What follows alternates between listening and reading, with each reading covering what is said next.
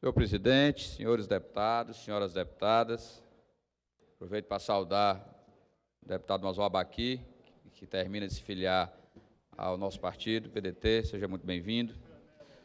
Os caros telespectadores da TV Assembleia, TV Sinal de Aracati, TV Verde Vale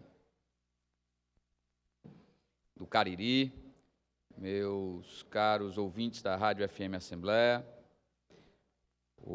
venho hoje a esta tribuna para ter a oportunidade de um assunto que venho reiteradas vezes trazendo neste ano a esse parlamento para discussão e que tenho conversado com integrantes da bancada do Ceará em Brasília e que finalmente agora, talvez no momento propício, tendo em vista a retirada de cenário do ministro da Fazenda, que conduzindo a política econômica do país, que tem o meu, de certa forma, aprovo em relação à queda da taxa de juros e de outros incrementos que estão havendo na economia, mas que reputo como um ato falho e prejudicial à sociedade brasileira, o que tivemos com o veto do presidente Temer ao refis do microempresário, do pequeno empresário e do empreendedor individual.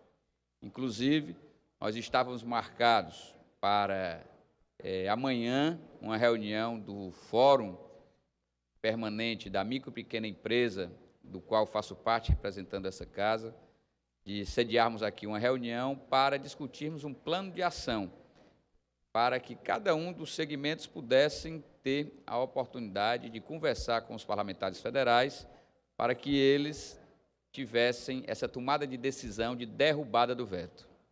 Felizmente, o que assistimos nos últimos dias, notadamente na semana próxima passada, foi de uma ação do senhor presidente do Senado Federal e, por consequência, presidente do Congresso Nacional, Eunício Oliveira, de sensibilizar àqueles que fazem o núcleo político do governo Michel Temer de aquecerem a condição de derrubada do veto para não prejudicar uma das classes de maior impacto financeiro, econômico e social do Brasil, que são os micro e pequenos empresários. Senhores deputados, senhoras deputadas, telespectadores que nos assistem, ouvintes que nos escutam pela Rádio FM Assembleia, no ano de 2017, o governo federal promoveu um refis. Aqueles que não sabem o que é refis, serei bem didático aqui para descrevê-lo, que é um refinanciamento dos impostos e taxas ou tributos, de uma forma em geral, devidos para com a União, ou seja, a Receita Federal e a Receita Previdenciária, que poderia dar a condição de novo financiamento para aquilo que estava em atraso por parte das grandes e médias empresas.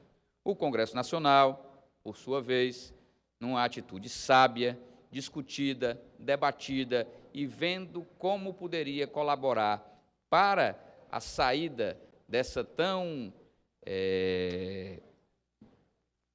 dita e maldita crise econômica por que passa o país, tendo em vista que vários postos de trabalho foram fechados ao longo dos últimos 3 anos, pudéssemos ter uma oportunidade de também ter o mesmo refis que foi utilizado para as grandes e médias empresas, termos também para os pequenos e microempresários, além dos empreendedores individuais, ou seja, a maior massa de aproveitamento de trabalho que existe no país.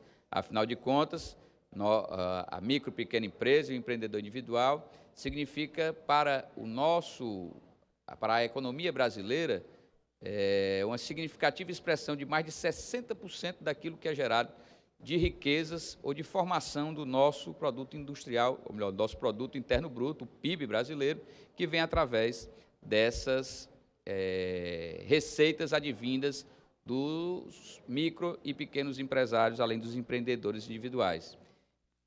Para isso, o Congresso Nacional votou e foi a sanção presidencial esse projeto.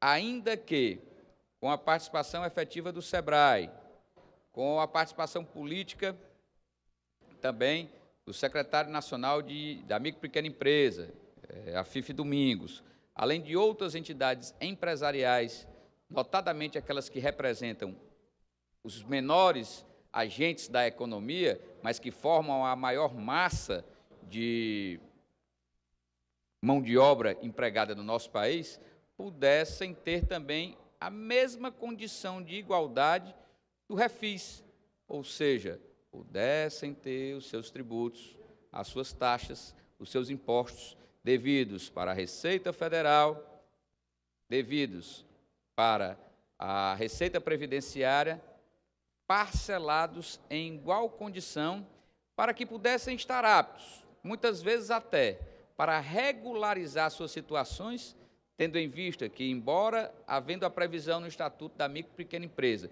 de haver tratamento diferenciado nas leis das licitações, adequada ao longo da sua existência, que já que completará esse ano 25 anos de existência, a tão pré-falada Lei 866/93, que trata das leis de licitações e contratos administrativos públicos.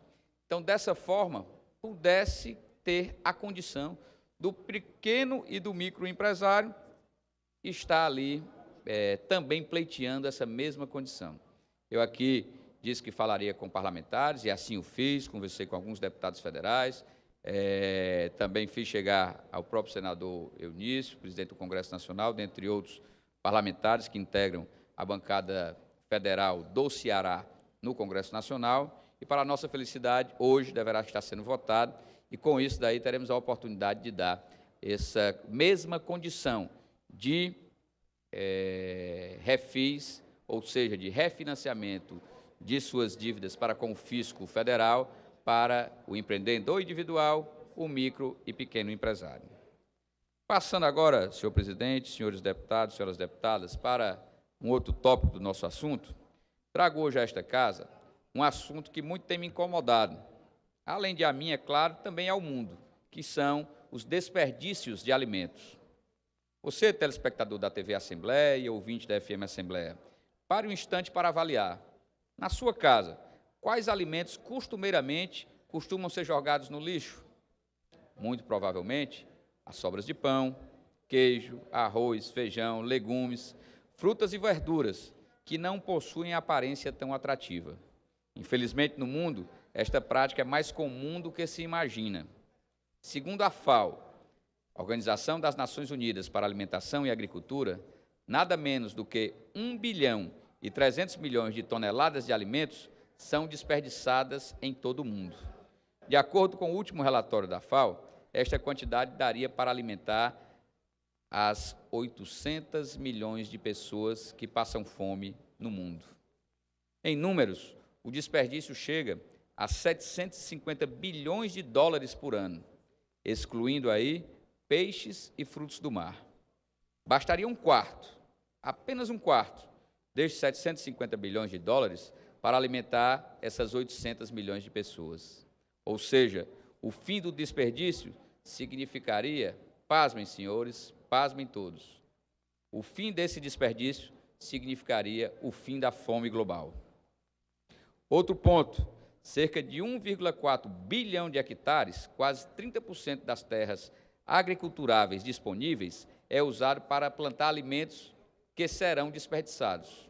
Imaginem, senhores e senhoras parlamentares, que 30% das terras agriculturáveis em todo o planeta são cultivados aquilo que irá para o desperdício. Outros números que nos chamam a atenção. A população mundial consome cerca de 10% mais alimentos do que precisa, enquanto 9% ficam estragados ou são jogados fora. Estima-se que cada habitante da Terra jogue fora 280 quilos de comida por ano e que aproximadamente um terço, ou seja, 33% de tudo que é produzido anualmente no mundo vai para o lixo. Vejam alguns exemplos de como esses alimentos são desperdiçados. 10% são desperdiçados logo no campo, logo quando da sua colheita. 50% no manuseio e no transporte. 30% na comercialização e no abastecimento. E outros 10% simplesmente são jogados fora pelo consumidor. Imaginem os senhores e senhoras o que isso representa para todo o mundo. Ressalte-se que os países em desenvolvimento, no caso do Brasil, sofrem mais com as perdas durante a produção agrícola, sobretudo devido aos problemas logísticos e de infraestrutura. Os principais alimentos desperdiçados no Brasil são frutas, hortaliças, raízes e tubérculos, no caso de batata inglesa, rabanete e mandioca.